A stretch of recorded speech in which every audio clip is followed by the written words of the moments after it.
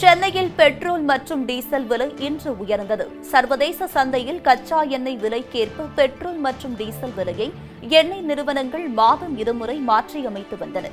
சுமார் 15 ஆண்டுகளாக பின்பற்றி வந்த இந்த நடைமுறை கடந்த ஆண்டு கைவிடப்பட்ட தினம்தோறும் என்ற அடிப்படையில் பெட்ரோல் டீசல் விற்பனை விலை நிர்ணயிக்கப்படுகிறது. இதனையடுத்து கடந்த ஆண்டு பெட்ரோல் டீசல் விலை முன்னெப்போதும் இல்லாத வகையில் தொடர்ந்து உயர்ந்து கொண்டே சென்றது.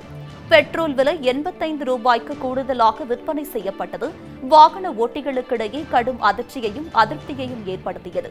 இதன்பின் பெட்ரோல் விலை சற்று குறைய தொடங்கியது. இந்நிலையில் சென்னையில் பெட்ரோல் மற்றும் டீசல் விலை இன்று சற்று உயர்ந்திருக்கிறது. பெட்ரோல் விலை நேற்றைய விலையில் இருந்து லிட்டர் ஒன்றுக்கு 9 காசுகள் உயர்ந்து 73 ரூபாய் 10 காசுக்கும், டீசல் விலை 9 காசுகள் உயர்ந்து 67 ரூபாய் 90 காசுக்கும் விற்பனை செய்யப்படுகிறது. காட்பாடி வழியாக ஆந்திராவிற்கு செம்மரம் வெட்ட சென்ற திருப்பத்தூர் மற்றும் கிருஷ்ணகிரியைச் சேர்ந்த 7 பேர் கைது செய்யப்பட்டனர். அங்குள்ள கல்புதூரில் காட்பாடி காவல்துறையினர் ரோந்து பணியில் ஈடுபட்டிருந்தனர். அப்போது ஸ்கார்பியோ காரில் சந்தேகத்திற்கிடமாக நின்றிருந்த ஒரு கும்பலிடம் விசாரித்தபோது அவர்கள் அனைவரும் திருப்பத்தூரைச் சேர்ந்தவர்கள் என்பதும் ஆந்திராவிற்கு சென்று அங்கு வனப்பகுதியில் உள்ள செம்மரங்களை வெட்டி கடத்துவதற்காக செல்ல இருந்ததும் விசாரணையில் தெரியவந்தது. இதனையடுத்து 7 பேரையும் கைது செய்து அவர்களிடமிருந்து ஆயுதம் மற்றும் கார் ஆகியவற்றை போலீசார் பறிமுதல் செய்தனர். பின்னர் 7 பேரையும் நீதிமன்றத்தில் ஆஜர்படுத்தி சிறையில் அடைத்தனர். இதனிடையே சென்னையை அடுத்த செங்குன்றத்தில் லாரியில் கடத்தி வரப்பட்ட 20 லட்சம் ரூபாய் மதிப்பிலான செம்மர கட்டைகள் பறிமுதல் செய்யப்பட்டது. இது தொடர்பாக 3 பேரை போலீசார் கைது செய்து விசாரணை மேற்கொண்டு வருகின்றனர்.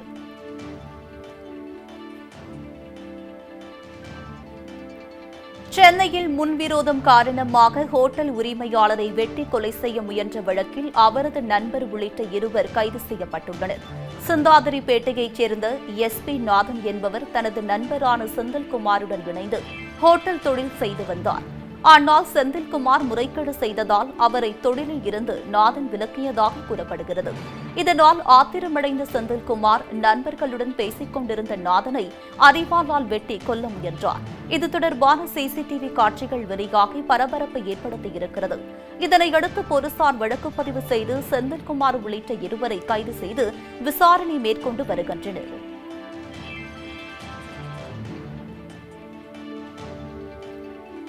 சிவகாசியில் போதிய பாதுகாப்பு இல்லாமல் செயல்பட்டு வந்ததாக கூறி தனியார் மருத்துவமனை ஸ்கேன் சென்டருக்கு மாவட்ட மருத்துவ அதிகாரி சீல் வைத்து நடவடிக்கை மேற்கொண்டுள்ளார்.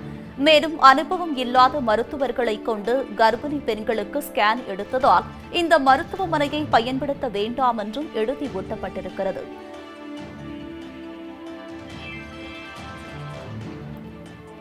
தமிழ்நாட்டில் முதல் முறையாக மழை வேண்டி திருச்சியில் வேட்டைக்கொரு மகன் களம்பாட்டுடன் கூடிய 12,000 தேங்காய் உடைத்து கேரள நம்பூதிரிகளால் நூதன பூஜை நடத்தப்பட்டது.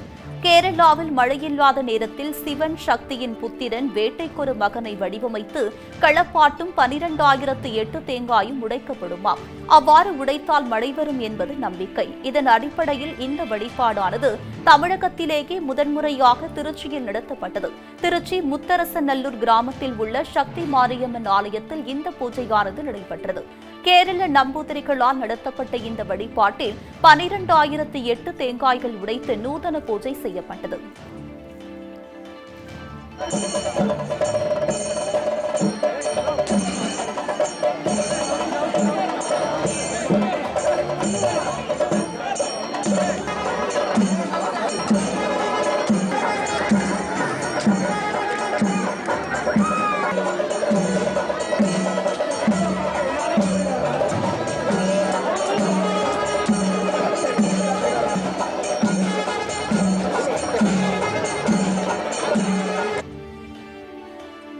உலகக்கோப்பையை வெல்ல இந்திய கிரிக்கெட் அணிக்கு வாழ்த்து தெரிவிக்கும் வகையில் ராமநாதபுரத்தில் உலகக்கோப்பை வடிவிலான மிகப்பெரிய வடிவமைக்கப்பட்டுள்ளது.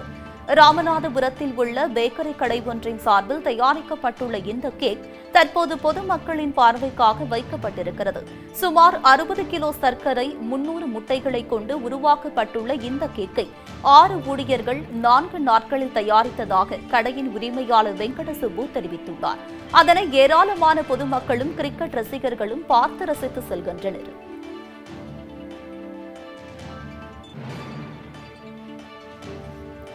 சுகாதார மற்றும் உடல் ஆரோக்கியத்தை வலியுறுத்தி மாரத்தான் போட்டியில் 1000க்கும் மேற்பட்ட வீரர்கள் கலந்து கொண்டனர்.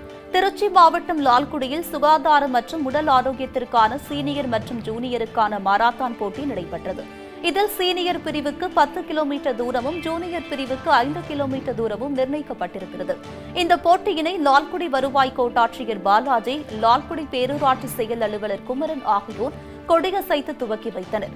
இந்த மாரத்தானில் திருச்சி மாவட்டம் மட்டுமல்லாமல் அரியலூர், பெரம்பலூர், கோவை உள்ளிட்ட பிற மாவட்டத்தில் இருந்தும் வீரர்கள் கலந்து கொண்டனர். இதில் வெற்றி பெற்ற சீனியர், ஜூனியர் பிரிவு என தலா 10 நபர்களுக்கு பரிசுத் தொகை மற்றும் சான்றிதழ்கள் வழங்கப்பட்டது.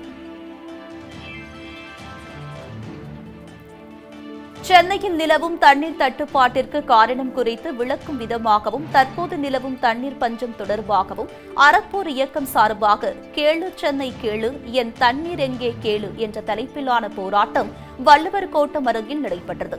இந்த போராட்டத்தில் 200க்கும் மேற்பட்ட பொதுமக்கள், தன்னார்வலர்கள், மாணவ மாணவிகள் கலந்து கொண்டு கண்டன முழக்கங்களை எழுப்பினர்.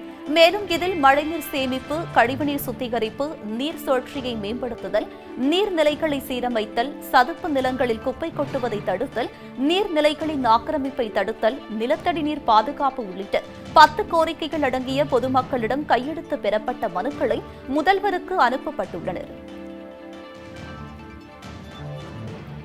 தமாமுக தலைவர் ஜவாஹிருல்லா மீது பொதுக்குழுவில் நம்பிக்கையில்லா தீர்மானம் கொண்டுவரப்பட்டுள்ளதாக என்று அதன் பொதுச் செயலாளர் ஹைதர் அலி தெரிவித்துள்ளார். தமிழ்நாடு முஸ்லிம் முன்னேற்றக் கழகம் மீண்டும் பிளவுபட்டுள்ளது. சென்னையில் தமாமுக தலைவர் ஜவாஹிருல்லா தலைமையில் ஒரு பொதுக்குழு கூட்டம் நடைபெற்றது. இதில் பொதுச் செயலாளர் ஹைதர் அலியை பதவியில் இருந்தும் அடிப்படை உறுப்பினர் பொறுப்பில் இருந்தும் நீக்குவதாக தீர்மானம் நிறைவேற்றப்பட்டது. அதே நேரத்தில் திருச்சியில் பொதுச் செயலாளர் ஹைதர் அலி தலைமையில் இன்னொரு பொதுக்குழு கூட்டம் நடைபெற்றது. இப்பொதுக்குழுவில் ஜவாஹிருல்லாவுக்கு எதிராக தீர்மானம் கொண்டுவரப்பட்டுள்ளது. நாட்டில் விவசாயம் முதல் அறிவியல் துறை வரை விஞ்ஞானிகள் தேவை அதிகமாக இருப்பதாக முன்னாள் இஸ்ரோ தலைவர் முனைவர் மயில்சாமி அண்ணாதுரை கூறியுள்ளார். கோவையில் நிகழ்ச்சி ஒன்றில் பேசிய அவர், வரும் காலங்களில் இயற்கை சார்ந்த அறிவியல் கண்டுபிடிப்புகளை கண்டுபிடிப்பதில் மாணவர்கள் அதிக ஆர்வம் காட்ட வேண்டும் என்று கேட்டுக் கொண்டார். முன்னதாக KPR பொறியியல் மற்றும் கலை அறிவியல் கல்லூரிகள் சார்பாக NEST 2019 எனும் தேசிய அறிவியல் மற்றும் தொழில்நுட்பவியல் கண்காட்சி நடைபெற்றது. 5 தலைப்புகளில் நடைபெற்ற இந்த கண்காட்சியில் கோவை, திருப்பூர், ஈரோடு என்று பல்வேறு மாவட்டங்களில் இருந்து 100 பள்ளிகளைச் சேர்ந்த மாணவ மாணவிகள் 600 படைப்புகள் காட்சிப்படுத்தப்பட்டிருந்தன.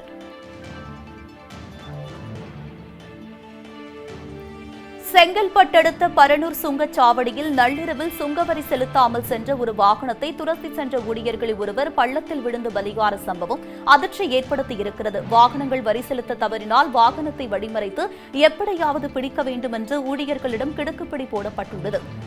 இந்த நிலையில் இதுபோன்ற சம்பவங்கள் நடப்பதாக சக ஊழியர்களின் குற்றச்சாட்டாக உள்ளது. தமிழக அரசு சார்பில் காஞ்சிபுரம் நகரில் முதன்முறையாக பொருட்காட்சி அமைக்கப்பட்டுள்ளது என்றும் இதன் வரவேற்பை பொறுத்து இனிவரும் காலங்களில் தொடர்ச்சியாக அரசு பொருட்காட்சி நடைபெறும் என்றும் அமைச்சர் கடம்பூர் ராஜு தெரிவித்துள்ளார். காஞ்சி நகரில் தமிழக அரசு சார்பில் முதன்முறையாக பல்வேறு துறைகளைச் சேர்ந்த அரசு பொருட்காட்சி அமைக்கப்பட்டுள்ளது. அரசு பொருட்காட்சியை அமைச்சர் கடம்பூர் ராஜு துவக்கி வைத்தார். ஊரக தொழில்துறை அமைச்சர் பெஞ்சமின், இந்து சமய அறநிலையத்துறை அமைச்சர் சேவூர் ராமச்சந்திரன், மாவட்ட ஆட்சியர் பொன்னையா, செய்தி மக்கள் துறை செயலர் சங்கர் உள்ளிட்டவர்கள் இதில் கலந்து கொண்டனர். விருதுநகர் மாவட்டம் சிவகாசி அருகே உள்ள கல்போது பகுதியில் பட்டா சாலையில் ஏற்பட்ட வெடி விபத்தில் 5க்கும் மேற்பட்ட அறைகள் தரைமட்டமாகின. அங்குள்ள கல்போது பகுதியில் கிரகதுரை என்பவருக்கு சொந்தமான சில்வர் பட்டா சாலை செயல்பட்டு வருகிறது. இந்த பட்டா சாலையின் கழிவுகளை எரித்தபோது காற்று அதிகமாக வீசியதால் எதிர்பாராத விதமாக அருகில் இருந்த அறைகளுக்கு தீ பரவியது. இதில் பட்டாசுகள் வெடித்து சிதறியதால் சுமார் 5க்கும் மேற்பட்ட அறைகள் இடிந்து தரைமட்டமானது. தகவல் அறிந்து வந்த 20 தீயணைப்பு வீரர்கள் சுமார் 1 மணி நேரத்திற்கு மேலாக போராடி தீயை அணைத்தனர்.